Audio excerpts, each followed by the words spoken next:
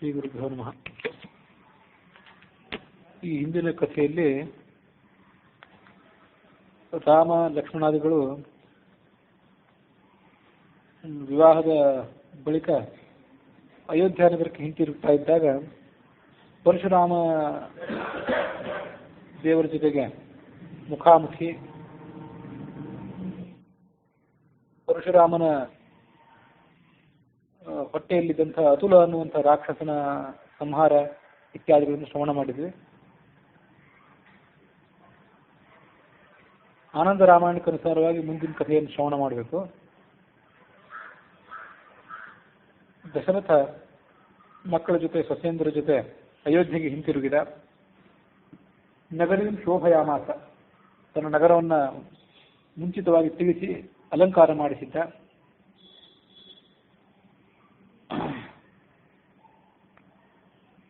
ವಾರಣೇಂದ್ರಂ ಪುರಸ್ಕೃತ್ಯ ರಾಮಂ ಪ್ರತ್ಯುದ್ಯವಾತ್. ದಶರಥನ ಮಂತ್ರಿಯಾದಂತಹ ಸುಮಂತ್ರ ಅಯೋಧ್ಯ ನಗರದಲ್ಲೇ ಉಳಿದುಕೊಂಡಿದ್ದ. ರಾಮಾದಿಗಳು ಬರ್ತಾ ಇದ್ದಾರೆ ಅನ್ನೋ ಸುದ್ದಿಯನ್ನು ಕೇಳಿ ಅವ್ರನ್ನ ಸ್ವಾಗತ ಮಾಡಬೇಕು ಅಂತ ಆತ ಮುಂದೆ ಬಂದ. ಆನೆಯ ಮೇಲೆ ಕುಳಿತುಕೊಂಡು ಮೆರವಣಿಗೆಯಲ್ಲಿ ನರ್ತನ ಸಂಗೀತ ಇವುಗಳ ನಡುವೆ ಅವರೆಲ್ಲರೂ ಕೂಡ ಅರಮನೆಯನ್ನು ಪ್ರವೇಶ ಮಾಡಿದರು.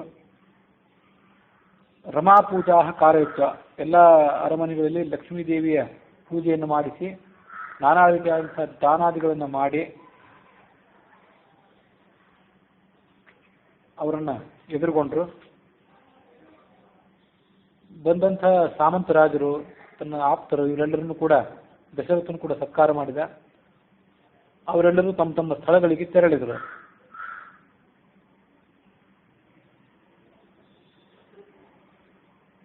ಯುಧಾಜಿತ್ ಅಂದ್ರೆ ಕೈಕೇಯಿಯ ಅಣ್ಣನಾದಂತಹ ಯುಧಾಜಿತ್ತನನ್ನ ದಶರಥ ತನ್ನ ಹತ್ತಿರನೇ ಉಳಿಸ್ಕೊಂಡಿದ್ದ ಕೆಲವು ಕಾಲ. ಈ ನಡುವೆ ಪಾರ್ವತಿ ಶಿವನನ್ನು ಕೇಳಿದ್ದು, ವಿಷ್ಣುವಿನ ಒಂದು ಅಂಶದಿಂದ ಪರಶುರಾಮ ಹುಟ್ಟಿದ ಅಂತ ನೀನು ವರ್ಣನೆ ಮಾಡಿದ್ದೆ. ಶ್ರೀರಾಮಚಂದ್ರನು ವಿಷ್ಣುವಿನ ಒಂದು ಅಂಶದಿಂದ ಹುಟ್ಟಿದವನೇ ಅಥವಾ ಸ್ವಯಂ ವಿಷ್ಣುವೇ ಭೂಮಿಗೆ ಬಂದು ಇಳಿದವನು, ಹೇಗೆ? ಅದರ ಸಂಶಯವನ್ನು ಪರಿಹಾರ ಮಾಡುವಂತ ಕೇಳಿಕೊಂಡ. ಪಾರ್ವತಿ ಕೇಳಿಕೊಂಡು ಆಗ ಶಿವ ಅವಳಿಗೆ ಉತ್ತರಿಸಿದ, ಅಷ್ಟಾವಂಶೇನ ವಿಧೃತಾ ಅವತಾರಾಶ್ಚ ವಿಷ್ಣುನ. ವಿಷ್ಣು ತಾಳಿದಂತಹ 10 ಅವತಾರಗಳ ಪೈಕಿ 8 ಅವತಾರಗಳೇನಿವೆ ಇವು ವಿಷ್ಣುವಿನ ಪೂರ್ಣಾವತಾರಗಳಲ್ಲ, ಆತನ ಒಂದು ಅಂಶದಿಂದ ಹುಟ್ಟಿದಂಥವು. ಆದರೆ ರಾಮಕೃಷ್ಣ ಇವೆರಡು ಅವತಾರಗಳೇನಿವೆ ಅವು ಪೂರ್ಣ ರೂಪೇಣ ತೌಧೃತವು. ಉಳಿದ ಎಲ್ಲ 10 ಅವತಾರಗಳಲ್ಲಿ ಅವು ಅತ್ಯಂತ ಪ್ರಮುಖವಾದ ಅವತಾರಗಳು. ಅವುಗಳಲ್ಲಿಯೂ ಕೂಡ ರಾಮಕೃಷ್ಣ ಇವೆರಡರಲ್ಲಿಯೂ ಕೂಡ ಹಿಂದಿನದ್ದಾದಂತಹ ರಾಮನ ಅವತಾರ ಏನಿದೆ ಅದು ಸತ್ಯಸಂಧಃ ಜಿತೇಂದ್ರಿಯ, ಸತ್ಯಸಂಧನಾದಂತಹ ಜಿತೇಂದ್ರಿಯಾದಂತಹ ಚಕ್ರವರ್ತಿಯಾಗಿ ವಿಷ್ಣು ರಾಜ್ಯಭಾರ ಮಾಡಿದ ಅವತಾರ ಅದು. ಆ ಕೃಷ್ಣನ ಅವತಾರಕ್ಕಿಂತ ರಾಮನ ಅವತಾರ ಶ್ರೇಷ್ಠ ಅಂತ ನನಗೆ ಭಾವಿಸಬೇಕು. ಇದಕ್ಕೆ ಸಮಾನವಾದಂಥ ಬೇರೆ ಯಾವ ಅವತಾರವೂ ಇಲ್ಲ. ಕೃಷ್ಣ ಕೃಷ್ಣ ರುಚಿ ಜ್ಞೇಯ, ಶ್ರೀರಾಮೋ ರುಕ್ಮ ಸಂರುಚಿ. ಕೃಷ್ಣ ಕಪ್ಪು ಬಣ್ಣದವನಾಗಿದ್ದ, ರಾಮ ಬಂಗಾರದಂತೆ ಹೊಳೆಯುವ ಬಣ್ಣದವನಾಗಿದ್ದ. ಹೀಗೆ ನಿನಗೆ ನಾನು ಸೀತೆ ಸ್ವಯಂವರದ ಕಥೆಯನ್ನು ಹೇಳಿದ್ದೇನೆ. ಇದನ್ನು ಶ್ರವಣ ಮಾಡುವವರು ಎಲ್ಲಾ ಥರದ ಮಂಗಲಗಳನ್ನು ಪಡ್ಕೊಳ್ತಾರೆ ಅನ್ನುವಲ್ಲಿಗೆ ಶತಕೋಟಿ ರಾಮಾಯಣದ ಅಂತರ್ಗತವಾದಂತಹ ಆನಂದ ರಾಮಾಯಣದಲ್ಲಿ ಸಾರಕಾಂಡ ಅನ್ನುವಂಥ ಮೊದಲನೇ ಕಾಂಡ ಏನಿದೆ, ಅನ್ನುವಂಥ 3ನೇ ಸರ್ಗ ಏನಿದೆ, ಅದಕ್ಕೆ ಸೀತಾ ಸ್ವಯಂವರ ಅಂತ ಹೆಸರು.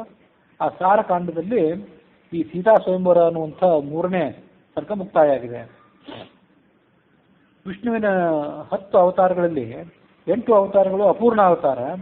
ರಾಮನ ಅವತಾರ ಮಾತ್ರ, ರಾಮಾವತಾರ ಮತ್ತು ಕೃಷ್ಣಾವತಾರ ಮಾತ್ರ ಪೂರ್ಣಾವತಾರ ಅಂತ ಇಲ್ಲೇನು ಬಂತು, ಅದರ ರಹಸ್ಯವನ್ನು ಕೂಡ ಗಮನಿಸಬೇಕು ಶಾಸ್ತ್ರದ ಉಳಿದ ನಿರ್ಣಯಗಳಿಗೆ ಅನುಸಾರವಾಗಿ. ವಿಷ್ಣುವಿನ ಎಲ್ಲ ಅವತಾರಗಳು ಕೂಡ ಪೂರ್ಣ ಅವತಾರನೇ, ರಾಮಕೃಷ್ಣ ಅವತಾರಗಳು ಮಾತ್ರ ಅಲ್ಲ. ಮತ್ತು ಅದರಲ್ಲಿ ಮುಖ್ಯವಾದದ್ದು ಅಮುಖ್ಯವಾದದ್ದು ಅನ್ನೋದು ಯಾವುದೂ ಇಲ್ಲ. ಎಲ್ಲ ಅವತಾರಗಳು ಮುಖ್ಯನೇ, ಎಲ್ಲ ಅವತಾರಗಳು ಪೂರ್ಣವೇ. ಎಲ್ಲ ಅವತಾರಗಳು ಕೂಡ ಪೂರ್ಣವಾದಂತಹ ಜ್ಞಾನ, ಆನಂದ, ಬಲ ಇತ್ಯಾದಿಗಳಿಂದ ಕೂಡಿದಂಥದ್ದು. ಹಾಗಾಗಿ ಈ ಆನಂದ ರಾಮಾಯಣದಲ್ಲಿ ಈ ಬಂದಂಥ ಮಾತೇನಿದೆ ಅದಕ್ಕೆ ಅರ್ಥಾಂತರವನ್ನು ಬೇರೆ ಅರ್ಥಾಂತರವನ್ನು ಮಾಡಬೇಕು, ಅಥವಾ ಆ ಮಾತನ್ನ ಪ್ರಮಾಣ ಅಲ್ಲ ಅಂತ ಪರಿತ್ಯಾಗ ಮಾಡಿಬಿಡ್ಬೇಕಷ್ಟೆ. ಅಲ್ಲಿಂದ ಮುಂದೆ 4ನೇ ಸರ್ಗ ಮುಂದುವರಿದಿದೆ.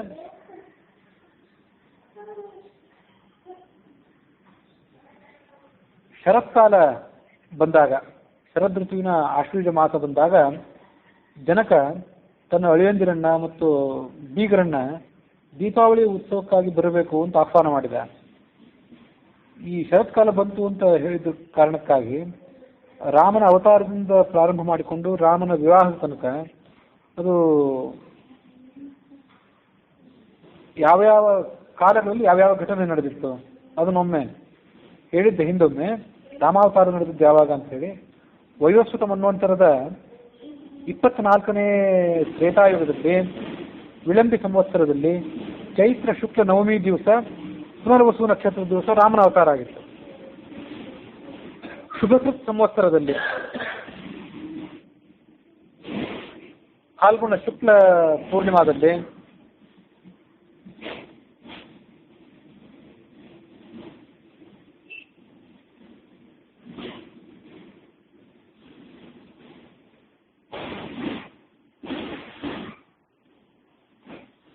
ಫಾಲ್ಗುಣ ಶುಕ್ಲ ಪೂರ್ಣಿಮಾದ ದಿವಸ ಸೀತೆ ಅವತಾರ ಆಗಿದೆ.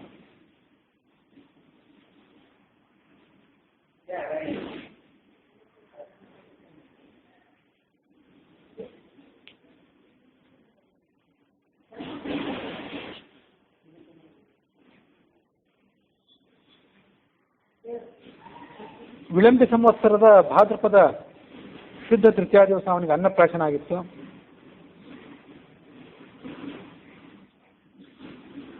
ಐದನೇ ವರ್ಷದ 3ನೇ ತಿಂಗಳಿನಲ್ಲಿ ಅವನಿಗೆ ವಿದ್ಯಾಭ್ಯಾಸದ ಪ್ರಾರಂಭ ಆಗಿತ್ತು. ಅದು ಶುಭಕೃತ್ ಸಂವತ್ಸರದ ಜ್ಯೇಷ್ಠ ಮಾಸ.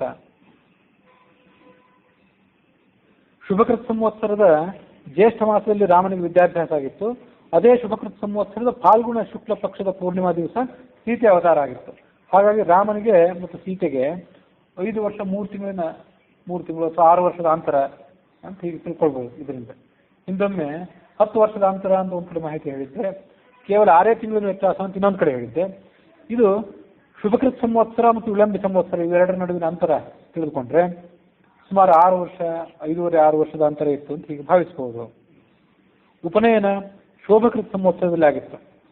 ವಿಶ್ವಾಮಿತ್ರರ ಜೊತೆಗೆ ಆತ ಹೊರಟಾಗ ಅದು ಸೌಮ್ಯ ಸಂವತ್ಸರ ಮಾಘ ಶುದ್ಧ ದ್ವಿತೀಯ ದಿವಸ ಆತ ವಿಶ್ವಾಮಿತ್ರ ಜೊತೆಗೆ ಹೊರಟಿದ್ದ. ಅತಿಬಲ ವಿದ್ಯಾ ಅನ್ನುವಂಥ ಏನು ಅವನು ಸ್ವೀಕಾರ ಮಾಡಿದ್ದಲ್ಲ, ಅದು ಸೌಮ್ಯ ಸಂವತ್ಸರದ ಮಾಘ ಶುದ್ಧ ದ್ವಿತೀಯ ದಿವಸ.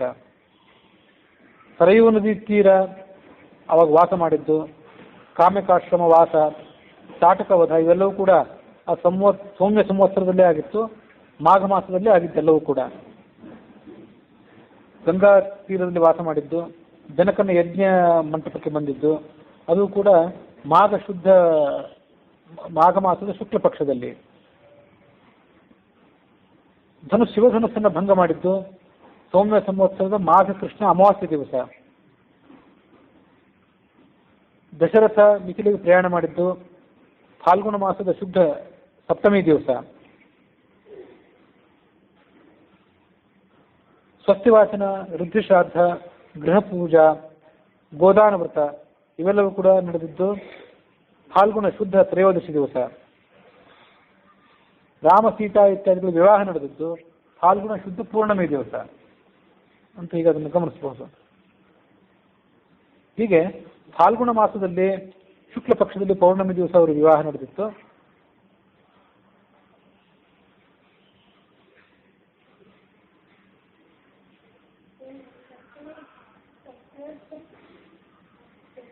ಅಲ್ಲಿಂದ ಮುಂದೆ ಶರತ್ಕಾಲದ ಆಶ್ವಯುಜ ಮಾಸ ಪ್ರಾಪ್ತವಾದಾಗ ಜನಕ ತನ್ನ ಬೀಗರನ್ನ ಮತ್ತೆ ರಾಮಾದಿಗಳನ್ನು ಕರೆಸಬೇಕು ಅಂತ ತನ್ನ ಸೇವಕರನ್ನು ಕಳಿಸಿದ. ಆ ದೂತರನ್ನ ದಶರಥ ಸ್ವಾಗತ ಮಾಡಿದ. ಯಾತಕ್ಕಾಗಿ ಬಂದಿದ್ದೀರಿ, ಏನು ವಿಷಯ ಅಂತ ಕೇಳಿದ ಅವರನ್ನ. ದೀಪಾವಳಿ ಉತ್ಸವಕ್ಕಾಗಿ ನೀನು ಸಕುಟುಂಬರಾಗಿ ಬರಬೇಕು ಅಂತ ಆ ಜನಕನ ಸೂಚನೆಯನ್ನ ಕೊಟ್ಟು ಕಳಿಸಿದರು. ಕಥ್ಯತಾಂ ನಗರೇ ರಾಷ್ಟ್ರೇ ಗಮನಾಂ ಮಿಥಿಲಾಂ ಪ್ರತಿ. ಆ ದೂತರ ಮಾತನ್ನು ಕೇಳಿ ದಶರಥ ರಾಜ ತನ್ನ ಸಾಮ್ರಾಜ್ಯದಲ್ಲೆಲ್ಲ ದಂಗುರ ಸಾರಿಸಿದ. ಮಿಥಿಲಾ ನಗರಕ್ಕೆ ಹೋಗಬೇಕಾಗಿದೆ, ಒಂದು ಶುಭ ಸಂದರ್ಭದಲ್ಲಿ ಎಲ್ಲರೂ ಹೋಗಬೇಕು, ತಯಾರಾಗಿದೆ ಅಂತ ಎಲ್ಲರಿಗೂ ಕೂಡ ಡಂಗುರವನ್ನು ಸಾರಿಸಿದ. ಸುಮುಹೂರ್ತೆ ತಥೋ ರಾಜ ಹಸ್ತಿ ಅಶ್ವರಥಪತ್ತಿಭಿಃ ಪೌರೈಃ ಜಾನಪದೈಃ ಸಾಕಂ ಏವ್ ಕರಿ ವಿರಾಜಿತಃ. ಒಂದು ಶುಭ ದಿನ ಮುಹೂರ್ತದಲ್ಲಿ ತನ್ನ ಪ್ರಜೆಗಳು, ಮಂತ್ರಿಗಳು ಇವರನ್ನ ಎಲ್ಲರನ್ನೂ ಕೂಡ ಕರೆದುಕೊಂಡು ದಶರಥ ಅಯೋಧ್ಯೆ ಕಡೆಗೆ ಪ್ರಯಾಣ ಮಾಡಿದ.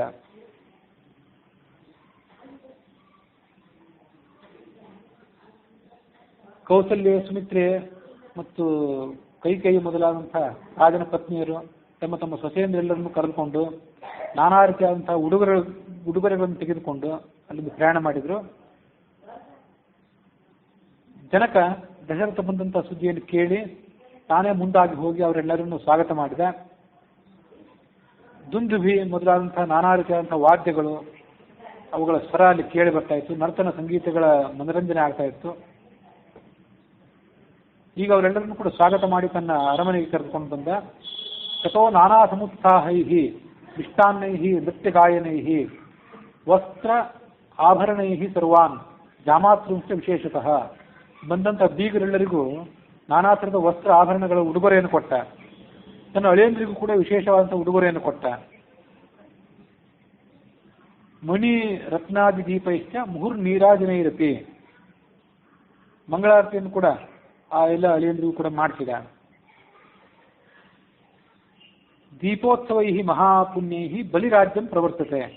ನರಕ ಚತುರ್ದಶಿ, ಆ ಬಳಿಕ ಅಮಾವಾಸ್ಯೆ, ಅದಾದ ಬಳಿಕ ಬಲಿ ಪ್ರತಿಪತ್ತಿ ಏನು ಬರ್ತದೆ. ಬಲಿ ಪ್ರತಿಪತ್ತಿನ ದಿವಸ ದೀಪೋತ್ಸವ ನಡೆಯಬೇಕು. ಆ ದೀಪೋತ್ಸವದಿಂದಲೇ ಬಲಿಯ ರಾಜ್ಯ ಕೂಡ ಪ್ರಾರಂಭ ಆಗ್ತದೆ. ಬಲಿಯ ರಾಜ್ಯ ಆಡಳಿತ ಪ್ರಾರಂಭ ಆಗಿದ್ದು ಕೂಡ ಆವತ್ತಿನಿಂದಲೇ. ಈ ಬಂದಂಥ ಅತಿಥಿಗಳೆಲ್ಲರೂ ಅಭ್ಯಂಗ ಉದ್ವರ್ತನಾದ್ಯೈ, ಮೈಗೆ ಎಣ್ಣೆಯನ್ನು ಸವರಿಕೊಳ್ಳೋದ್ರ ಮೂಲಕ ಮತ್ತು ಉದ್ವರ್ತನ ಮಾಡ್ಕೊಳ್ಳೋದ್ರ ಮೂಲಕ, ಮೈಯನ್ನು ತಿಕ್ಕಿಕೊಳ್ಳೋದ್ರ ಮೂಲಕ, ನಾನಾ ರೀತಿಯಾದ ಪಕ್ವಾನ್ನಗಳನ್ನು ಭೋಜನ ಮಾಡುವುದರ ಮೂಲಕ ಅವರು ಆ ಜನಕನ ಪಟ್ಟಣದಲ್ಲಿ ಆ ದೀಪಾವಳಿಯನ್ನು ಆಚರಣೆ ಮಾಡಿದರು. ಯತಃ ಪ್ರಸ್ಥಾನಮಕರೋತ್ ಪುರೀಂ ದಶರಥೋಂತಃ. ಅಲ್ಲಿಂದ ಈ ಎಲ್ಲ ಕಾರ್ಯಕ್ರಮಗಳು ಮುಗಿದ ಮೇಲೆ ದಶರಥ ತನ್ನ ನಗರದ ಕಡೆಗೆ ಪ್ರಯಾಣ ಮಾಡಿದ. ತನ್ನ ಸ್ನೇಹಿತರು, ಮಂತ್ರಿಗಳು, ಸಾಮಂತರಾಜರು ಎಲ್ಲರನ್ನು ಕರೆದುಕೊಂಡು ಆತ ಪ್ರಯಾಣ ಮಾಡಿದ. ಈ ದಶರಥ ಹೊರಟಂತ ಈ ಸಂದರ್ಭವನ್ನು ನೋಡಿ ಆ ಸೀತೆಯನ್ನು ಪಡ್ಕೊಳ್ಳೋದಕ್ಕಾಗಿ ಹಿಂದೆ ಯಾವ್ಯಾವ ರಾಜರು ಬಂದಿದ್ರಲ್ಲ ಅವರೆಲ್ಲ ನಿರಾಶರಾಗಿ ಹೊರಟು ಹೋಗಿದ್ರಲ್ಲ, ಅವರು ದೊಡ್ಡ ದೊಡ್ಡ ಸೈನ್ಯಗಳನ್ನು ತೆಗೆದುಕೊಂಡು ಈ ದಶರಥ ರಾಜನನ್ನ ದಾರಿಯಲ್ಲಿ ಅಡ್ಡಗಟ್ಟಿದ್ರು. ಈಗ ಈತನ ಮೇಲೆ ಸೇಡು ತೀರಿಸ್ಕೊಳ್ಬೇಕು ಅನ್ನುವಂಥ ಉದ್ದೇಶದಿಂದ.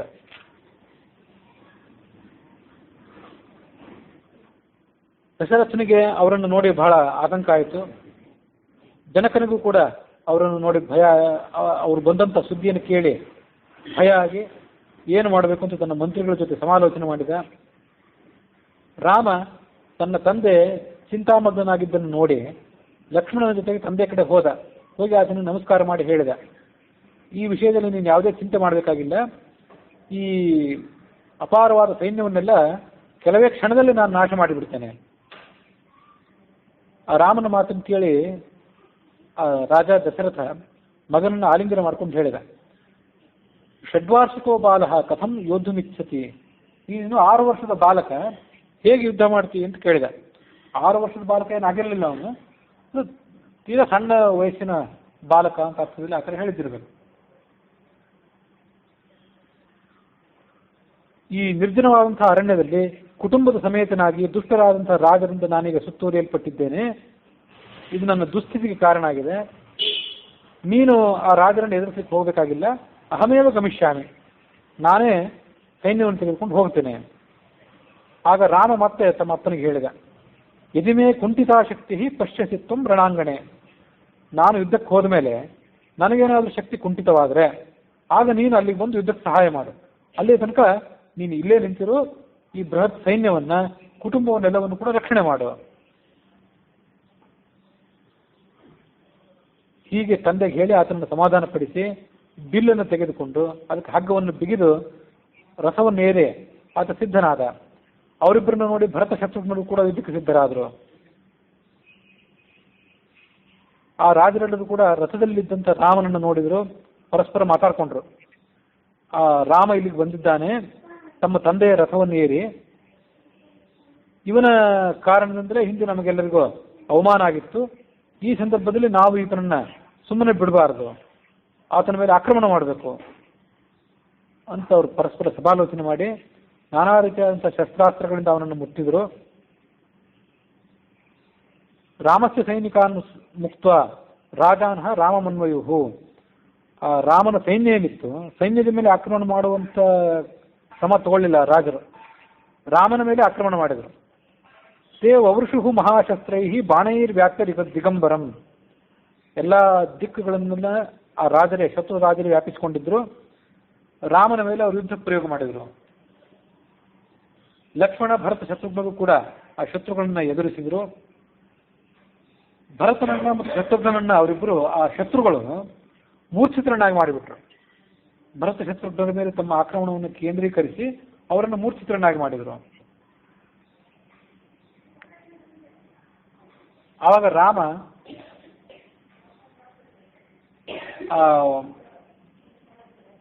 ರಾಜರನ್ನೆಲ್ಲ ತಾನೇ ಎದುರಿಸಿ ವಾಯವ್ಯಾಸ್ತ್ರವನ್ನು ಪ್ರಯೋಗ ಮಾಡಿದ. ಆ ವಾಯವ್ಯಾಸ್ತ್ರದ ಪ್ರಯೋಗ ಮಾಡಿದ್ರ ಕಾರಣದಿಂದಾಗಿ ಒಣಗಿದ ಎಲೆಗಳು ಎಲ್ಲ ಉಳಿದು ಹೋಗುವಂತೆ ಆ ಸೈನ್ಯ ಎಲ್ಲ ಹಾರಿ ಹೋಗಿಬಿಡ್ತು. ಮತ್ತು ಇನ್ನೂ ಯಾರಾದರೂ ಆ ಯುದ್ಧದ ಭೂಮಿಯಲ್ಲಿ ಉಳಿದುಕೊಂಡಿದ್ರೆ ಅವರ ಮೇಲೆ ಮೋಹನಾಸ್ತ್ರವನ್ನು ಪ್ರಯೋಗ ಮಾಡಿದ. ಮೋಹನಾಸ್ತ್ರೇಣ ಶೇಷಾನ್ಹಿ, ಮೋಹನಾಸ್ತ್ರವನ್ನು ಪ್ರಯೋಗ ಮಾಡಿ ಅವರೆಲ್ಲರನ್ನು ಸಮುಗ್ಧರನ್ನಾಗಿ ಮಾಡಿಬಿಟ್ಟ. ಹಾಗಾಗಿ ಶತ್ರುಗಳೆಲ್ಲರೂ ಕೂಡ ಸೋತು ಹೋಗಿಬಿಟ್ರು. ಲುಲುಂಠ ಸಕಲಂ ಸೈನ್ಯಂ ಹಸ್ತಿ ಅಶ್ವರಥ ಸಂಕುಲಂ. ಆನೆಗಳಿಂದ ಕುದುರೆಗಳಿಂದ ಕೂಡಿದಂತಹ ಸಂಪೂರ್ಣ ಸೈನ್ಯವೆಲ್ಲವೂ ಕೂಡ ನಾಶವಾಗಿ ಹೋಯಿತು. ಭರತ ಮೂರ್ಛಿತಾಗಿದ್ದನ್ನು ನೋಡಿ ಕೈಕೇಯಿ ತಾನು ಕೂತಂತಹ ಆನೆಯಿಂದ ಹಾರಿ ಬಂದು ಆ ಭರತನನ್ನ ತನ್ನ ತೊಡೆಯ ಮೇಲೆ ಇಟ್ಟುಕೊಂಡು ರೋದನ ಮಾಡಲಿಕ್ಕೆ ಪ್ರಾರಂಭ ಮಾಡಿದ್ದು. ಆಗ ರಾಮ ಅವರೆಲ್ಲರಿಗೂ ಸಮಾಧಾನ ಮಾಡಿ ಲಕ್ಷ್ಮಣನಿಗೆ ಹೇಳಿದ, ಸಮೀಪದಲ್ಲೇ ಮುದ್ಗಲ ಅನ್ನುವಂಥ ಮಹರ್ಷಿಯ ಆಶ್ರಮ ಇದೆ, ಅಲ್ಲಿ ನೀನು ಹೋಗಿ ಸಂಜೀವಿನಿ ಮೊದಲಾದಂಥ ಕೆಲವು ಬಳ್ಳಿಗಳನ್ನು ತೆಗೆದುಕೊಂಡು ಬಾ, ಇವರ ಪ್ರಾಣವನ್ನು ನಾವು ರಕ್ಷಣೆ ಮಾಡಬೇಕಾಗಿದೆ. ಮುನಿಯ ತಪಸ್ಸಿನ ಪ್ರಭಾವದಿಂದ ನಾನಾ ರೀತಿಯಾದಂಥ ಗಿಡಮೂಲಿಕೆಗಳು ಅಲ್ಲಿವೆ. ಲಕ್ಷ್ಮಣ ಅಲ್ಲಿ ಹೋದಾಗ ಆ ಆಶ್ರಮವನ್ನು ಪ್ರವೇಶ ಮಾಡಿದಾಗ ಅಲ್ಲಿ ಒಟುಗಳಿದ್ರು, ಆಶ್ರಮದ ಬ್ರಹ್ಮಚಾರಿಗಳು. ಅವರೇನು ಹೇಳಿದ್ರು ಲಕ್ಷ್ಮಣನಿಗೆ, ನಮ್ಮ ಗುರುಗಳೀಗ ಸಮಾಧಿ ಅವಸ್ಥೆಯಲ್ಲಿದ್ದಾರೆ, ತಪಸ್ಸಿನಲ್ಲಿ ಮಗ್ನರಾಗಿದ್ದಾರೆ, ಅವರ ಸಮಾಧಿ ಅವಸ್ಥೆ ಮುಗಿದ ಮೇಲೆ ಅವರನ್ನೇ ಕೇಳಿ ತೆಗೆದುಕೊಂಡು ಹೋಗುವ. ಆ ಮುದ್ಗಲ ಋಷಿಯ ಸಮಾಧಿ ಅವಸ್ಥೆ ಮುಗಿಯೋ ತನಕ ಕಾಯ್ದರೆ ಭರತ ಶತ್ರುಘ್ನರ ಗತಿ ಏನಾದಿತ್ತು ಅಂತ ಚಿಂತಾಕ್ರಾಂತರ ಅಂತ ಲಕ್ಷ್ಮಣ ಮತ್ತೆ ರಾಮನಿಗೆ ಬಂದು ನಡೆದ ಸಂಗತಿಯನ್ನು ಹೇಳಿದ. ಆಗ ರಾಮ ಹೇಳಿದ, ಆ ಬ್ರಹ್ಮಚಾರಿಗಳನ್ನ, ಆ ಮುದ್ಗಲ ಋಷಿಗಳ ಶಿಷ್ಯರನ್ನ ನೀನು ದೂರ ಓಡಿಸು, ಆದರೆ ಶಸ್ತ್ರಪ್ರಯೋಗ ಮಾಡಬೇಡ ಅವರ ಮೇಲೆ, ಶಸ್ತ್ರಪ್ರಯೋಗ ಮಾಡದಂತೆ ಅವರನ್ನು ದೂರ ಓಡಿಸು. ಹಾಗೆ ಮಾಡಿ ಆ ಬಳ್ಳಿಗಳನ್ನು ಬೇಗ ತೆಗೆದುಕೊಂಡು ಬಾ. ಅದರಂತೆ ಲಕ್ಷ್ಮಣ ಅಲ್ಲಿಗೆ ಹೋಗಿ ಅಲ್ಲಿದ್ದಂತಹ ಬ್ರಹ್ಮಚಾರಿಗಳೆಲ್ಲರನ್ನು ದೂರ ಸರಿಸಿದ. ಬಲಾತ್ಕಾರೇಣ ತಾವಲ್ಲಿಹಿ, ಬಲಾತ್ಕಾರದಿಂದ ಬಳ್ಳಿಗಳನ್ನೆಲ್ಲ ತೆಗೆದುಕೊಂಡು ಬಂದು ರಾಮನ ಹತ್ರ ಬಂದ. ಭರತ ಶತ್ರುಘ್ನರು ಎದೆಯಲ್ಲಿ ನಾಟಿದಂತಹ ಬಾಣವನ್ನ ಆ ಸಂಜೀವಿನಿ ಬಳ್ಳಿಗಳ ಮೂಲಕ ತೆಗೆದುಹಾಕಿ ಆ ಭರತ ಶತ್ರುಘ್ನರನ್ನ ಜೀವಿತರನ್ನಾಗಿ ಮಾಡಿದ ರಾಮ. ತತಃ ಸಮುತ್ಥಿತಂ ದೃಷ್ಟ ಕೈಕೇಯಿ ಭರತಂ ತದಾ. ಕೈಕೇಯಿ ಭರತ ಎದ್ದು ಬಂದಿದ್ದನ್ನು ನೋಡಿ ಆಲಿಂಗನ ಮಾಡಿಕೊಂಡ್ಲು, ರಾಮನನ್ನು ಕೂಡ ಆಲಿಂಗನ ಮಾಡಿಕೊಂಡ್ಲು. ದಶರಥನು ಕೂಡ ತನ್ನ ಮಗನ ಪರಾಕ್ರಮವನ್ನು ನೋಡಿ ಸಂತೋಷಪಟ್ಟ.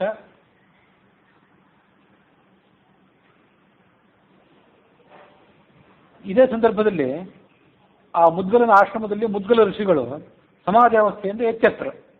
ಅವರು ಎಚ್ಚೆತ್ತಾಗ ಅವರು ಋಷಿಗಳು, ಅವರ ಶಿಷ್ಯರು ನಡೆದಂಥ ಸಂಗತಿಯನ್ನೆಲ್ಲ ಗುರುಗಳ ಮುಂದೆ ವರ್ಣನೆ ಮಾಡಿದರು. ಆ ಮುದ್ಗಲ ಋಷಿಗೆ ಅದನ್ನು ಕೇಳಿ ಆಶ್ರಮ ಆಯಿತು.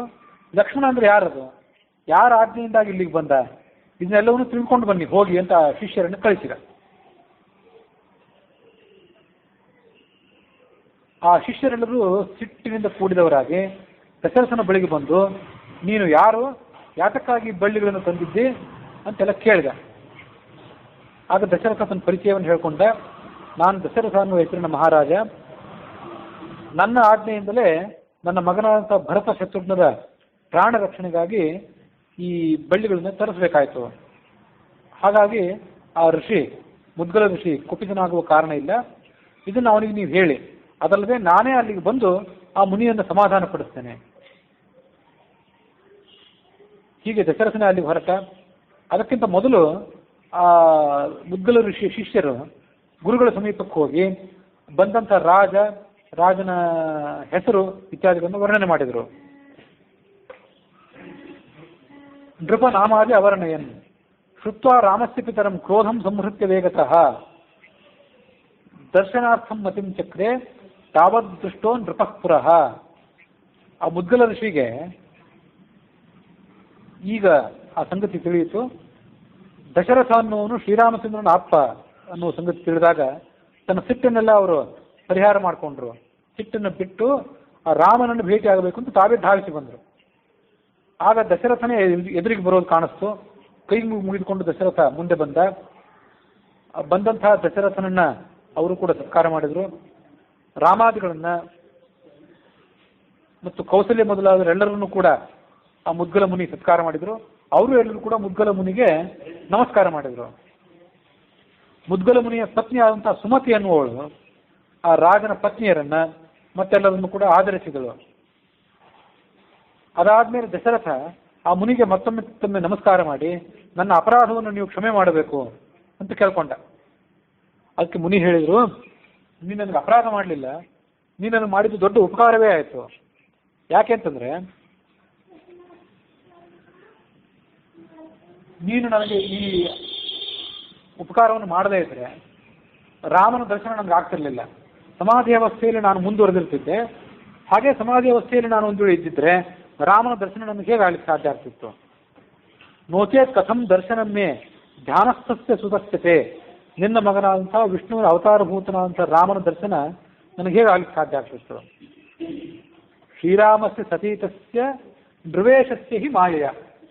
ಸೀತಾ ಸಮೇತನಾಗಿ ರಾಮ ಇಲ್ಲಿಗೆ ಬಂದಿದ್ದಾನೆ, ಮಾಯೆಯಿಂದಾಗಿ ಮನುಷ್ಯನ ವೇಷವನ್ನು ತಾಳ್ಕೊಂಡಿದ್ದಾನೆ, ಅವನ ದರ್ಶನ ಹೇಗಾಗ್ತಿತ್ತು. ಹೀಗೆ ಆ ಋಷಿಯು ಕೂಡ ಹೇಳಿದರು. ಅದಾದ್ಮೇಲೆ ದಶರಥ ರಾಜ ಮತ್ತೊಮ್ಮೆ ಅವರಿಗೆ ನಮಸ್ಕಾರ ಮಾಡಿ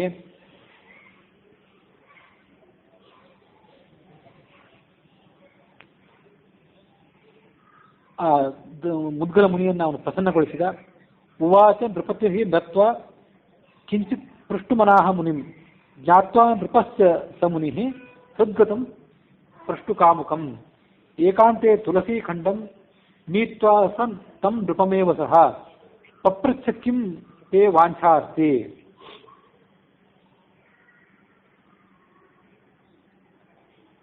ದಶರಥ ಆ ಮುದ್ಗಲ ಮುನಿಯಿಂದ ಏನೋ ಒಂದು ರಹಸ್ಯವನ್ನು ತಿಳ್ಕೊಳ್ಬೇಕು ಅಂತ ಅಪೇಕ್ಷೆ ಪಟ್ಟಿದ್ದ. ಅದನ್ನ ಆ ಮುದ್ಗಲ ಮುನಿ ತಿಳ್ಕೊಂಡ. ರಾಜ ಏನೋ ರಹಸ್ಯವನ್ನು ಕೇಳಬೇಕು ಅಂತ ಅಪೇಕ್ಷೆ ಪಟ್ಟಿದ್ದಾನೆ. ಅದಕ್ಕಾಗಿ ಏನ್ ಮಾಡಿದ ಅಂತ ಮುನಿ ಆ ರಾಜನನ್ನು ಒಬ್ಬನ್ನೇ ಕರ್ಕೊಂಡು ತುಳಸಿಯ ವನಕ್ಕೆ ಹೋದ. ತನ್ನ ಆಶ್ರಮದಲ್ಲಿದ್ದಂಥ ತುಳಸಿಯ ವನಕ್ಕೆ ಹೋದ. ತುಳಸಿ ಬನಕ್ಕೆ ಬಂದು ಈಗ ಕೇಳು, ನಿನಗೇನು ಕೇಳಬೇಕು ಅಂತ ಅಪೇಕ್ಷೆ ಇದೆ ಅದನ್ನು ಕೇಳು. ಆಗ ದಶರಥ ಕೇಳಿದ, ರಾಮನ ಜೀವನದಲ್ಲಿ ಮುಂದೆ ಆಗಬಹುದಾದಂಥ ಘಟನೆಗಳನ್ನ ತಾವು ಸರ್ವಜ್ಞರಾದವರು ಅದನ್ನು ಹೇಳಿ. ಆಗ ಮುನಿ ರಾಜನಿಗೆ ಹೇಳಿದ, ಎಲ್ಲ ಕಡೆ ವ್ಯಾಪಿಸಿರುವಂಥ ಸ್ವಯಂ ನಾರಾಯಣನಾದಂಥ ವಿಷ್ಣುವೇ ಇಲ್ಲಿ ಭೂಭಾರವನ್ನು ಪರಿಹಾರ ಮಾಡುವುದಕ್ಕಾಗಿ ಮತ್ತು ನಿನಗೂ ವರ ಕೊಟ್ಟಂತೆ, ನಿನಗೂ ಮೊದಲೇ ಆಶ್ವಾಸನೆ ಕೊಟ್ಟಂತೆ ಭೂಲೋಕಕ್ಕೆ ಬಂದು ಅವತಾರ ಮಾಡಿದ್ದಾನೆ. ಅಧರ್ಮದ ನಾಶವನ್ನು ಮಾಡ್ತಾನೆ ಮತ್ತು ಧರ್ಮವನ್ನು ಎತ್ತಿ ಹಿಡಿತಾನೆ. ದುಷ್ಟನನ್ನು ನಾಶ ಮಾಡ್ತಾನೆ, ಸಜ್ಜನನನ್ನು ಪಾಲನೆ ಮಾಡ್ತಾನೆ. ದಶವರ್ಷ ಸಹಸ್ರಾಣಿ ದಶವರ್ಷ ಶತಾನಿಕ 11,000 ವರ್ಷ ಈ ಭೂಲೋಕದಲ್ಲಿ ಆತ ರಾಜ್ಯ ಆಳ್ತಾನೆ. ಸಪ್ತದ್ವೀಪ ಪತಿಷ್ಠಾಯಂ, ಭೂಮಂಡಲದ ಯಾವುದೋ ಒಂದು ಭಾಗವನ್ನು ಆಳ್ತಾನೆ ಅಂತ ತಿಳ್ಕೋಬೇಡ. ಸಂಪೂರ್ಣವಾದಂತಹ 7 ದ್ವೀಪಗಳಿಂದ ಕೂಡಿದಂತಹ ಭೂಮಂಡಲವನ್ನು ಆತ ಆಳ್ತಾನೆ. ದೌತೌ ಭವಿಷ್ಯತಃ ಪುತ್ರೌ, ಇವನಿಗೆ 2 ಗಂಡು ಮಕ್ಕಳಾಗ್ತಾರೆ. ಚತಸ್ರಶ್ಯ ಸ್ಪೃಶಾಹ ತಥಾ, 4 ಜನ ಸ್ವಸೇಂದ್ರಾಗಿರ್ತಾರೆ ಅವನಿಗೆ. ಆ 2 ಗಂಡು ಮಕ್ಕಳು ಲವಕುಶರು ಇಬ್ಬರಿಗೂ ಇಬ್ಬಿಬ್ರು ಪತ್ನಿಯರು. 24 ಪೌತ್ರಾಶ್ಚ, 24 ಜನ ಮೊಮ್ಮಕ್ಕಳಾಗ್ತಾರೆ ಇವನಿಗೆ. ಪೌತ್ರ್ಯಸ್ತು ದ್ವಾದಶೈವಹಿ, 24 ಮೊಮ್ಮಕ್ಕಳು. ಅದರಲ್ಲಿ ಮೊಮ್ಮಕ್ಕಳು ಹೆಣ್ಣುಗಳಾದವರು 12. ಅಸಂಖ್ಯಾತಃ ಪ್ರಪೌತ್ರಾದ್ಯಾಹ ಭವಿಷ್ಯಂತಿ ಸುತಸ್ತತೆ. ಇದು ಮೊಮ್ಮಕ್ಕಳ ಕಥೆ ಆಯಿತು. ಮರಿಮಕ್ಕಳು ಗಿರಿಮಕ್ಕಳ ಕಥೆ ಏನಿದೆ ಅದು ಇನ್ನೂ ದೊಡ್ಡದಿದೆ. ಕಿಯದ್ದಿನೈರಯಂ ವೃಂದ ಶಾಪಂ ಭೋಕ್ತುಂ ಹಿ ದಂಡಕೆ ಗಮಿಷ್ಯತಿ ತತಃ ಪಶ್ಚಾತ್ ಮಹದ್ರಾಜ್ಯಂ ಕರಿಷ್ಯತಿ. ಈ ವಿಶಾಲವಾದ ಸಾಮ್ರಾಜ್ಯವನ್ನು ಆತ ಯಾವಾಗ ಆಳ್ತಾನೆ ಅಂದರೆ, ಅವನು ವೃಂದ ಅನ್ನುವವಳು ಅವನಿಗೆ ಕೊಟ್ಟಂಥ ಶಾಪವನ್ನು ಅನುಭವಿಸಬೇಕಾಗಿದೆ. ಆ ಶಾಪವನ್ನು ಅನುಭವಿಸಿ ಅರಣ್ಯಕ್ಕೆ ಹೋಗಿ ತಿರುಗಿ ಬಂದ ಮೇಲೆ ಈ ವಿಶಾಲವಾದ ಸಾಮ್ರಾಜ್ಯವನ್ನು ಆಳ್ತಾನೆ. ಆಮೇಲೆ ಅವನಿಗೆ ಮಕ್ಕಳಾಗೋದು ಇತ್ಯಾದಿಗಳು ನಡೆಯೋದಿದೆ. ಆ ರಾಜನಿಗೆ ಆಶ್ಚರ್ಯ ಆಯಿತು. ಕಾ ವೃಂದ ಕಸ್ಯ ಭಾರ್ಯ ಸಾ ಕಥಂ ಶಪ್ತೋ ಹರಿಸ್ತಯ. ಆ ವೃಂದ ಅಂದರೆ ಯಾರು, ಅವಳು ಯಾರ ಪತ್ನಿ, ಅವಳೇಕೆ ಹರಿಗೆ ಶಾಪ ಕೊಟ್ಟಳು, ಅದನ್ನೆಲ್ಲ ವಿಸ್ತಾರವಾಗಿ ನನಗೆ ನೀವು ಕಥೆ ಹೇಳಿ. ಆಗ ಮುದ್ಗರ ಈ ಮುಂದಿನಂತೆ ಕಥೆಯನ್ನು ಹೇಳಿ ಪ್ರಾರಂಭ ಮಾಡಿದರು. ಹಿಂದೆ ಜಲಂಧರ ಅನ್ನುವಂಥ ಒಬ್ಬ ದುಷ್ಟನಾದ ರಾಕ್ಷಸ ಇದ್ದ. ಅವನು ಸಮುದ್ರದಿಂದ ಜನಿಸಿದವನು. ಸಮುದ್ರದಿಂದ ಹೇಗೆ ಜನಿಸಿದ ಅಂತ ನನಗೆ ನೆನಪಿಲ್ಲ, ಇಲ್ಲಿ ಒಂದು ಕಡೆ ಓದಿದ್ದೆ, ಅದು ನೆನಪಿಗೆ ಬರ್ತಿಲ್ಲ. ಕ್ಷೀರ ಸಮುದ್ರದಲ್ಲಿ ಹುಟ್ಟಿದವನು, ಹಾಗಾಗಿ ಲಕ್ಷ್ಮಿಗೆ ಸಹೋದರ ಅಂತ ಅನ್ಸ್ಕೊತಿದ್ದಂಥವನು. ಮತ್ತು ಕೆಲವು ಕಡೆ ಕ್ಷೀರ ಸಮುದ್ರದ ಮಗ ಅಂತ ಇದ್ದರೆ, ಇನ್ನು ಕೆಲವು ಕಡೆ ಕ್ಷೀರ ಸಮುದ್ರದ ಮೊಮ್ಮಗ ಅಂತಿದೆ. ಹೀಗೆ ನಾನಾ ಥರದ ವರ್ಣನೆಗಳನ್ನು ಅವನ ಬಗ್ಗೆ ಕೇಳ್ತೀವಿ. ದುಷ್ಟನಾಗಿದ್ದ. ಅವನನ್ನು ಸಂಹಾರ ಮಾಡುವುದಕ್ಕಾಗಿ ಶಂಕರ ಪ್ರಯತ್ನ ಪಟ್ಟ. ಆದರೆ ಅವನ ಪತ್ನಿಯಾದಂಥ ವೃಂದ ಅನ್ನೋಳಿದ್ದಲ್ಲ, ದೊಡ್ಡ ಪ್ರತಿವೃತ್ತಿ ಆಗಿದ್ಲು. ಅವಳ ಪಾತಿವೃತ್ಯದ ಪ್ರಭಾವದಿಂದಾಗಿ ವಿಷ್ಣುವಿಗಾಗಲಿ ಶಿವನಿಗಾಗಲಿ ಈ ಜಲಂಧರ ಅನ್ನೋ ರಾಕ್ಷಸನ್ನು ಕೊಲ್ಲಿಕ್ಕೆ ಸಾಧ್ಯ ಆಗ್ತಿರಲಿಲ್ಲ.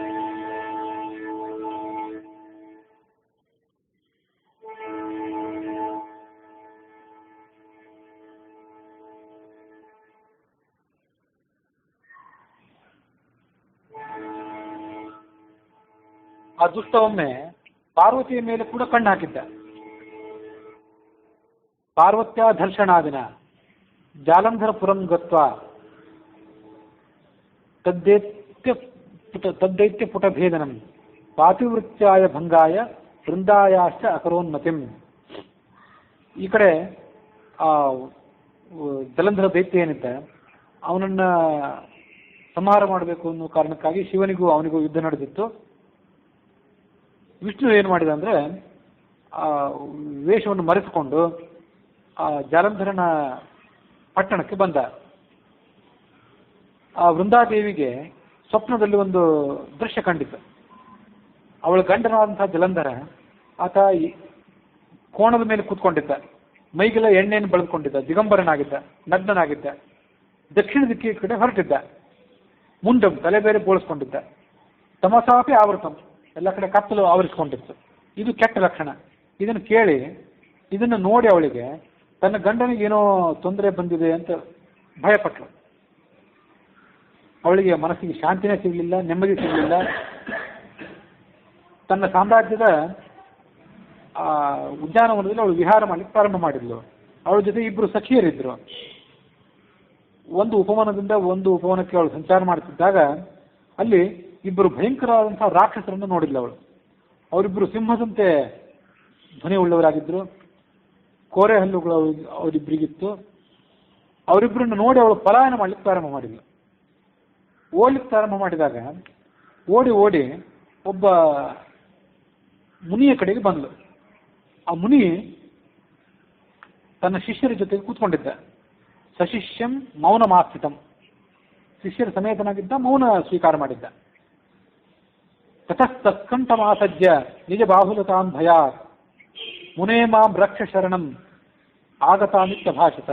ಇವಳು ಓಡಿ ಬಂದು ಆ ಮುನಿಯ ಕುತ್ತಿಗೆಯನ್ನು ತಬ್ಬಿಕೊಂಡು ಆಲಿಂಗನ ಮಾಡಿಕೊಂಡು, ನನಗೆ ನೀನು ರಕ್ಷಣೆ ಕೊಡಬೇಕು, ನಾನು ನಿನಗೆ ಶರಣಾಗತರಾಗಿದ್ದೇನೆ ಅಂತಂದ್ಲು. ಧ್ಯಾನದಿಂದ ಹೊರಬಂದಂತಹ ಮುನಿ ಅವಳಿಗೆ ರಕ್ಷಣೆ ಕೊಡ್ತೇನೆ ಅಂತ ಹೇಳಿದ. ತಿಷ್ಠತ್ವಂ ಬಾಲಿಕೆ ಹಿ ಅತ್ರ ಮಾ ಭಯಂ ಕುರು ಸರ್ವತ. ಇಲ್ಲೇ ನಿಲ್ಲು, ಏನು ಭಯ ಪಡಬೇಡ, ನಿನಗೆ ಬಂದಂಥ ಭಯವನ್ನು ನಾನು ಪರಿಹಾರ ಮಾಡ್ತೀನಿ ಅಂತ ಹೇಳಿದ. ಎದುರಿಗೆ ಬಂದಂತಹ ಇಬ್ಬರು ರಾಕ್ಷಸರನ್ನು ನೋಡಿದ. ಆ ರಾಕ್ಷಸರು ಈ ವೃಂದೆಗೆ ಭಯ ಆಗುವಂತೆ ವರ್ತನೆ ಮಾಡ್ತಾ ಇದ್ರು. ತೌ ತದ್ಹುಂಕಾರ ಸಂತ್ರಸ್ತೌ ಪಲಾಯನ ಪರ ಮುಕ್ತದ. ಈ ಮುನಿ ಆ ಬಂದಂತ ಇಬ್ಬರು ರಾಕ್ಷಸರನ್ನ ತಾನೂ ಹುಂಕಾರ ಮಾಡಿ ಅವರನ್ನು ಬೆದರಿಸಿ ಓಡಿಸಿಬಿಟ್ಟ. ಆ ಮುನಿಯ ಸಾಮರ್ಥ್ಯ ಅಲ್ಲಿಗೆ ಅವಳಿಗೆ ಬೆಳಕಿಗೆ ಬಂತು. ರಾಕ್ಷಸರನ್ನು ಬರೇ ಹುಂಕಾರ ಮೂಲಕ ಓಡಿಸಿಬಿಟ್ನಲ್ಲ, ಹಾಗಾಗಿ ಮುನಿ ಮಹಾ ಸಮರ್ಥ ಇರಬೇಕು ಅಂತ ಅವಳಿಗೆ ಅನಿಸ್ತು. ಆಶ್ಚರ್ಯ ಆಯಿತು. ಅವನಿಗೆ ಸಾಷ್ಟಾಂಗ ನಮಸ್ಕಾರ ಮಾಡಿದ್ಲು. ಈ ಭಯಂಕರವಾದಂಥ ಅರಣ್ಯದಲ್ಲಿ ನೀನು ನನ್ನನ್ನು ಕಾಪಾಡಿದ್ದಿ, ಹಾಗಾಗಿ ಜಲಂಧರ ಅನ್ನುವಂಥ ನನ್ನ ಪತಿ ಏನಿದ್ದಾನೆ ಅವನು ಶಿವನ ಜೊತೆ ಯುದ್ಧ ಮಾಡಲಿಕ್ಕೆ ಈಗ ಹೋಗಿದ್ದಾನೆ. ಅವನ ಸಂಗತಿ ಏನಾಯಿತು ಅಂತ ನಾನು ತಿಳ್ಕೊಳ್ಬೇಕಾಗಿದೆ, ನೀನು ಅದನ್ನು ಹೇಳು. ಆ ಮುನಿ ಅವಳ ಮಾತನ್ನು ಕೇಳಿ ಸ್ವಲ್ಪ ಹೊತ್ತು ಮೌನವಾಗಿದ್ದ. ಮೇಲ್ಮುಖವಾಗಿ ದಿಟ್ಟಿಸಿ ನೋಡಿದ ಮೇಲಕ್ಕೆ. ಆವಾಗ ಇಬ್ಬರು ಕಪಿಗಳಲ್ಲಿ ಬಂದರು.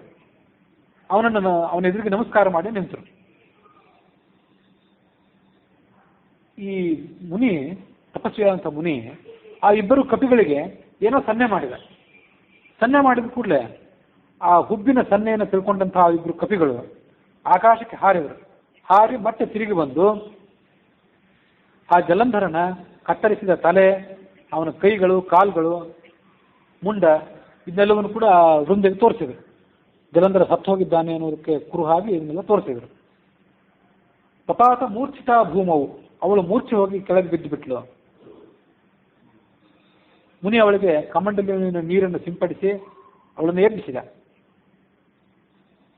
ಕೃಪಾನಿಧಿಯಾದಂಥ ಮುನಿಯೇ, ನೀನು ನನಗೆ ಈ ಸಂದರ್ಭದಲ್ಲಿ ರಕ್ಷಣೆ ಕೊಡಬೇಕು. ಸತ್ತು ಹೋದಂಥ ನನ್ನ ಗಂಡನನ್ನು ನೀನು ಬದುಕಿಸಬೇಕು. ಆಗ ಮುನಿ ಹೇಳಿದ, ರುದ್ರನ ಬಾಣದಿಂದ ಪ್ರಾಣ ತೆತ್ತಂತಹ ಈ ನಿನ್ನ ಗಂಡನನ್ನ ಬದುಕಿಸ್ಲಿಕ್ಕೆ ನಾನು ಸಮರ್ಥ ಅಲ್ಲ, ಆದರೂ ನಿನ್ನ ಮೇಲೆ ಕರುಣೆಯಿಂದ ನಾನು ಪ್ರಯತ್ನ ಮಾಡ್ತೇನೆ. ಪುನಃ ಸಂಜೀವಯಾಮ್ಯಹಂ, ಅವನನ್ನು ನಾನು ಬದುಕಿಸ್ತೇನೆ ಅಂತ ಹೇಳಿ ಆ ಮುನಿ ಅಲ್ಲಿಂದ ಅದೃಶ್ಯನಾಗಿಬಿಟ್ಟ. ಆ ಮುನಿ ಅದೃಶ್ಯನಾದ ಕೂಡಲೇ ಅಲ್ಲಿಗೆ ಆ ಜಲಂಧರ, ಯುದ್ಧಕ್ಕೆ ಹೋದಂಥ ಜಲಂಧರ ತಿರುಗಿ ಬಂದ. ಕಂಡ ಬಂದದ್ದನ್ನು ನೋಡಿ ವೃಂದಾಗೂ ಕೂಡ ಬಹಳ ಸಂತೋಷ ಆಯಿತು. ಅವರಿಬ್ಬರು ಕೂಡ ಆ ಉಪವನದಲ್ಲಿ ವಿಹಾರ ಮಾಡಿದರು. ತಜ್ಜುಕ್ತ ಬಹುವಾಸರಂ, ಅನೇಕ ವರ್ಷ ಕಾಲ ಅವರು ವಿಹಾರ ಮಾಡಿದರು. ಒಮ್ಮೆ ತನ್ನ ಜೊತೆಗಿದ್ದವನು, ಏಕಾಂತದಲ್ಲಿ ತನ್ನ ಜೊತೆಗಿದ್ದವನು ಆ ಜಲಂಧರ ಅನ್ನುವ ಹೆಸರಿನ ತನ್ನ ಪತಿ ಅಲ್ಲ, ಹೊರತು ವಿಷ್ಣು ಅಂತ ಅವಳಿಗೆ ಗೊತ್ತಾಯ್ತು. ದೃಷ್ಟ ವಿಷ್ಣು ತಮೇವ ಹಿ ನಿರ್ಭತ್ಯ ಕ್ರೋಧ ಸಂಯುಕ್ತ ವೃಂದ ವಚನಮಬ್ರವೀತ್. ಅವನನ್ನು ಬೈದಳು. ಸಿಟ್ಟಿನಿಂದ ಅವನಿಗೆ ಈ ಮುಂದಿನಂತೆ ಮಾತನ್ನು ಹೇಳಿದ್ಲು. ತಪಜ್ಞಾತಂ ಹರೇ ಶೀಲಂ ಪರಧಾರಾಭಿಗಾಮಿನಃ. ಹರಿಯೇ, ನೀನು ಎಷ್ಟು ದುಶ್ಶೀಲ, ಎಷ್ಟು ಕೆಟ್ಟ ಶೀಲವುಳ್ಳವನು ಅಂತ ಈಗ ಗೊತ್ತಾಯಿತು. ಯಾಕೆಂದ್ರೆ ನೀನು ಪರಸ್ತ್ರೀ ಗಾಮಿಯಾಗಿದ್ದಿ. ನೀನು ಮಾಯಾವಿಯಾಗಿದ್ದಿ. ಮಾಯಾವಿಯಾಗಿ ಬಂದು ಆ ತಾಪಸನ ರೂಪದಿಂದ, ಮುನಿಯ ರೂಪದಿಂದ ಅಲ್ಲಿ ಬಂದು ಕೂತ್ಕೊಂಡಿದ್ದೆ. ಯೌತ್ವಯ ಮಾಯೆಯ ದ್ವೌತೌ ಸ್ವಕೀಯವು ದರ್ಶಿತವು ಪುರ ತಾವೇವ ರಾಕ್ಷಸವು ಭೂತ ತವ ಭಾರ್ಯ ಮನುಷ್ಯತಃ. ಅಲ್ಲಿಬ್ಬರು ರಾಕ್ಷಸರು ನನ್ನನ್ನು ಓಡಿಸ್ಕೊಂಡು ಬಂದ್ರಲ್ಲ, ಅವ್ರಿಗೆ ಹೆದರಿ ನಾನು ಬಂದು ನಿನ್ನನ್ನು ಶರಣಾಗತಲಾದ್ನಲ್ಲ, ಆ ಇಬ್ಬರು ರಾಕ್ಷಸರೇ ನಿನ್ನ ಪತ್ನಿಯನ್ನು ಮುಂದೊಮ್ಮೆ ಅಪಹಾರ ಮಾಡ್ತಾರೆ, ನೆನಪಿರ್ಲಿ ಅಂತ ಅವನಿಗೆ ಶಾಪ ಕೊಟ್ಲು. ಜಯ ವಿಜಯ ನಾಮಾನವು ಜ್ಞಾತ್ವ ಕೃತ್ರಿಮ ರೂಪಿಣವು. ಜಯ ವಿಜಯ ಅನ್ನುವ ಹೆಸರಿನ ಅವರಿಬ್ಬರು ನಿನ್ನವರೇ ಆಗಿದ್ದಾರೆ. ಅವರು ರಾಕ್ಷಸ ರೂಪ ತಾಳಿ ನನ್ನನ್ನು ಹೆದರಿಸಿದ್ರು. ಅದಕ್ಕೆ ಅವರು ನಾಳೆ ನಿನ್ನನ್ನು ತೊಂದರೆ ಮಾಡಲಿ, ನಿನ್ನನ್ನು ತೊಂದರೆಗೊಳಪಡಿಸಲಿ, ಅವರು ನಿನ್ನ ಪತ್ನಿಯನ್ನು ಅಪಹಾರ ಮಾಡಲಿ. ನೀನು ಕೂಡ ಹೆಂಡತಿಯನ್ನು ಕಳ್ಕೊಂಡಂತಹ ದುಃಖವನ್ನು ಅನುಭವಿಸು. ವನೇ ಕಪಿ ಸಹಾಯವಾನ್, ಕಾಡಿನಲ್ಲಿ ಕಪಿಗಳ ಸಹಾಯವನ್ನು ಪಡೆದು ಓಡಾಡು. ನೀನು ಸರ್ವೇಶ್ವರನಾಗಿದ್ರೂ ಕೂಡ ಇಷ್ಟೆಲ್ಲ ಸಂಕಟವನ್ನು ನೀನು ಅನುಭವಿಸು. ನಿನ್ನ ಶಿಷ್ಯರು ಇವರಿಬ್ರು ಇದ್ದಾರಲ್ಲ, ಪುಣ್ಯಶೀಲ ಸುಶೀಲ ಉತವು, ಅವರಿಬ್ರಿಗೂ ಪುಣ್ಯಶೀಲ ಸುಶೀಲ ಅಂತ ಹೆಸರು. ನಿನ್ನ ಎದುರಿಗಿಬ್ರು ಇದ್ರಲ್ಲ, ಅವರಿಬ್ರು ಕೂಡ ಕವಿಯ ರೂಪವನ್ನು ತಾಳಿ ಅವರು ನಿನಗೆ ಸಹಾಯಕರಾಗಿರಲಿ. ಅತಸ್ಥೆ ವಾನರೈರಸ್ತು ಸಂಗತಿ ದಂಡಕೇವನೇ. ದಂಡಕಾರಣ್ಯದಲ್ಲಿ ನಿನಗೆ ವಾನರರ ಸಹಾಯ ಸಿಗಲಿ. ವಟುರೂಪಧರ ಶಿಷ್ಯ ಯಸ್ಥಾರ್ಥ್ಯಸ್ಥೇತಿ ವೇದ್ಯಹಂ. ಇನ್ನೊಬ್ಬ ಶಿಷ್ಯನಿದ್ನಲ್ಲ, ಆ ಶಿಷ್ಯ ವಟುರೂಪಧರ, ವಟುವಿನ ರೂಪವನ್ನು ತಾಳಿದಂಥ, ಬ್ರಹ್ಮಚಾರಿ ರೂಪವನ್ನು ತಾಳಿದಂಥ ಶಿಷ್ಯ ಅವನು ಯಾರು ಅಂದರೆ ತಾರ್ಕ್ಷ್ಯ, ಗರುಡನೇ ಅವನ ಶಿಷ್ಯನಾಗಿ ಬಂದು ಆ ಮುನಿಯ ಎದುರು ಕೂತ್ಕೊಂಡಿದ್ದ. ಆ ಇಬ್ಬರು ಕಪಿಗಳೇನಿದ್ರಲ್ಲ ಅವರೇ ಅವನಿಗೆ ಮುಂದೆ ಸಹಾಯಕರಾಗಿರ್ತಾರೆ. ತಸ್ಮಾತ್ ರಾಜನ್ ನಿಧಾನೀಂತೂ ಕುಂಭಕರ್ಣ ದಶಾನುಭವು. ಹೀಗೆ ಆ ವೃಂದ ಶಾಪ ಕೊಟ್ಟರು ಕೂಡ ಅವಳು ಪಾತಿವೃತ್ಯವನ್ನು ಕಳ್ಕೊಂಡಿದ್ಲಾದ್ರಿಂದ ಅವಳ ಪಾತಿವೃತ್ಯದಿಂದ ರಕ್ಷಿತನಾದಂಥ ಜಲಂಧರ ತನ್ನ ರಕ್ಷಣೆಯನ್ನು ಕಳೆದುಕೊಂಡು ಶಿವನ ಅಸ್ತ್ರಕ್ಕೆ ಬಲಿಯಾದ. ವೃಂದ ಪ್ರವಿವೇಶ ಹುತಾಶನ, ವೃಂದಾದೇವಿ ಬೆಂಕಿಗೆ ಆಹುತಿ ಆಗಿಬಿಟ್ಲು. ಆದ್ರಿಂದ ದಶರಥರಾಜನೇ ಆ ಇಬ್ಬರು ರಾಕ್ಷಸರೀಗ ಕುಂಭಕರ್ಣ ಮತ್ತು ರಾವಣ ಅನ್ನೋ ಹೆಸರಿನಿಂದ ಅವತಾರ ಮಾಡಿದ್ದಾರೆ. ಸಾಗರದ ಮಧ್ಯದಲ್ಲಿ ಲಂಕೆಯಲ್ಲಿ ಅವತಾರ ಮಾಡಿದ್ದಾರೆ. ನೀತ್ವಾ ಜನಕಜಾಂಬಾಲ ಪಂಚವಟ್ಯಾಸ್ತು ಮಾತೃವತ್. ನೀನು ದಂಡಕಾರಣ್ಯದಲ್ಲಿ ಇದ್ದಾಗ ಅಲ್ಲಿಗೆ ಬಂದು ನಿನ್ನ ಪತ್ನಿಯಾದಂಥ ಸೀತೆಯನ್ನ ಅಪಹಾರ ಮಾಡ್ಕೊಂಡು ಹೋಗಿದ್ದಾರೆ. ಹೇಗೆ ಅಪಹಾರ ಮಾಡಿದ್ದಾರೆ? ಮಾತೃವತ್, ತಾಯಿಯಂತೆ ಅಪಹಾರ ಮಾಡ್ಕೊಂಡು ಹೋಗಿದ್ದಾರೆ. ಅವ್ರಿಗೇನು ಕೆಟ್ಟ ಭಾವನೆ ಏನಿಲ್ಲ. ಪಾಲಯಿತ್ವಾತ ಷಣ್ಮಾಸನ್ ರಾವಣಾನ್ ಮಾರಯಿಷ್ಯತಿ. ಮುಂದೆ ಹೀಗೆ 6 ತಿಂಗಳು ಆ ರಾವಣ ಸೀತೆಯನ್ನು ತನ್ನ ಕಡೆ ಇಟ್ಕೊಳ್ತಾನೆ. 1 ವರ್ಷ ಅಂತ ಕೆಲವು ಕಡೆ, ಬೇರೆ ಕಡೆ ಇದೆ 12 ತಿಂಗಳು ಅಂತ, ಕೆಲವು ಕಡೆ ಹೀಗೆ 6 ತಿಂಗಳು ಅಂತಿದೆ. 6 ತಿಂಗಳು ಆದಮೇಲೆ ರಾಮನ ಬಾಣಕ್ಕೆ ಅವನು ತುತ್ತಾಗಿ ಮರಣ ಹೊಂದುತ್ತಾನೆ ಈ ರಾವಣ. ರಾಮೋಪಿ ವಾಲಿನಂ ಹತ್ವಾ ಸುಗ್ರೀವೇಣ ಸಮನ್ವಿತಃ ಶಿಲಾಭಿ ಸಾಗರಂ ಬದ್ಧ್ವಾ ಸೀತಾಮಾದಾಯ ಯಾಸ್ಯತಿ. ರಾಮನು ಕೂಡ ವಾಲಿಯನ್ನು ಕೊಂದು ಸುಗ್ರೀವನ ಜೊತೆ ಸ್ನೇಹವನ್ನು ಮಾಡಿಕೊಂಡು ಸಮುದ್ರಕ್ಕೆ ದೊಡ್ಡ ದೊಡ್ಡ ಕಲ್ಲುಗಳ ಮೂಲಕ ಸೇತುವೆಯನ್ನು ಕಟ್ಟಿ ಆ ಸೀತೆಯನ್ನ ಮರಳಿ ಕರ್ಕೊಂಡು ಬರ್ತಾನೆ. ರಾಮನನ್ನು ಕೊಂದು ತಿರುಗಿ ಕರ್ಕೊಂಡು ಬರ್ತಾನೆ. ಯಾತ್ರಾ ಯಜ್ಞ ವಿಲಾಸಾಂಶ ಸಪ್ತದ್ವೀಪ ಪ್ರದಕ್ಷಿಣಂ ಕರಿಷ್ಯತಿ ದೈತಯ ಬಂಧು ದಿಸೆ ಯಥಾಸುಖಂ. ಮುಂದೆ ಅಯೋಧ್ಯೆಗೆ ಬಂದು ನಾನಾ ರೀತಿಯ ಯಜ್ಞಗಳನ್ನು ಮಾಡ್ತಾನೆ, ನಾನಾ ರೀತಿಯಾದಂಥ ಸುಖಗಳನ್ನು ಅನುಭವಿಸ್ತಾನೆ. ಸಪ್ತದ್ವೀಪ ಪ್ರದಕ್ಷಿಣಂ, 7 ದ್ವೀಪಗಳಿಂದ ಕೂಡಿದಂಥ ಭೂಮಿಯನ್ನು ಆತ ರಕ್ಷಣೆ ಮಾಡ್ತಾನೆ. ಇದಂ ಗೋಪ್ಯಂ ತ್ವಯಾ ರಾಜನ್ ಕಥನೀಯಂ ನ ಕುತ್ರಚಿತ್. ದಶರಥರಾಜನೇ, ನೀನು ಕೇಳಿದ್ದಿ ಅನ್ನೋ ಕಾರಣಕ್ಕಾಗಿ ಈ ಎಲ್ಲ ಸಂಗತಿಯನ್ನು ನಾನು ನಿನಗೆ ಹೇಳಿದ್ದೇನೆ. ಆದರೆ ಇದನ್ನು ನೀನು ರಹಸ್ಯವಾಗಿಟ್ಕೊಳ್ಬೇಕು, ಯಾರಿಗೂ ಕೂಡ ತಿಳಿಸಬಾರದು ಅಂತ ಹೇಳಿದ ಮುದ್ಗಲಮುನಿ. ಹೀಗೆ ಆ ಮುದ್ಗಲಮುನಿ ರಾಮನ ಭವಿಷ್ಯ ಜೀವನದ ಎಲ್ಲ ಸಂಗತಿಗಳನ್ನು ಕೂಡ ಆ ದಶರಥನಿಗೆ ತಿಳಿಸಿದ. ತತ್ಸರ್ವಂ ಪ್ರತಿಷ್ಠುತ್ವ ತುಷ್ಟ ಪುನಃ. ಅದನ್ನೆಲ್ಲ ಕೇಳಿ ದಶರಥನಿಗೆ ಸಮಾಧಾನ ಆಯಿತು. ನಾನು ಹಿಂದಿನ ಜನ್ಮದಲ್ಲಿ ಏನಾಗಿದೆ ನನ್ನದೂ ಸ್ವಲ್ಪ ತಿಳಿಸಿ ಹೇಳಿ, ನಾನೇನು ಪುಣ್ಯ ಮಾಡಿದ್ದೆ. ತತ್ಸರ್ವಂ ವದಮಾಂ ಬ್ರಹ್ಮನ್ ಯಸ್ಮಾಜ್ಜಾತೋ ಹರಿತ್ಸುತಃ. ಯಾವ ಪುಣ್ಯದ ಪ್ರಭಾವದಿಂದಾಗಿ ನನಗೆ ಹರಿವು ಮಗನಾಗಿ ಹುಟ್ಟಿದ. ನಮ್ಮ ಸಾಕ್ಷಾತ್ ರಾಮಚಂದ್ರ ಲಕ್ಷ್ಮೀ ಸೀತಾ ಅಭೂತ್ ಸ್ಮೃಷ. ರಾಮ ಯಾಕೆ ಮಗ ಆದ, ಸೀತೆ ಯಾಕೆ ಸೊಸೆ ಆದಳು, ಆ ಕಥೆಯನ್ನು ನೀವು ನನಗೆ ಹೇಳಿ ಅಂತ ಕೇಳಿದ. ಆಗ ಮುದ್ಗಲ ಮುನಿಗಳು ಮುಂದಿನಂತೆ ಆ ಕಥೆಯನ್ನು ಹೇಳಲಿಕ್ಕೆ ಪ್ರಾರಂಭ ಮಾಡಿದರು.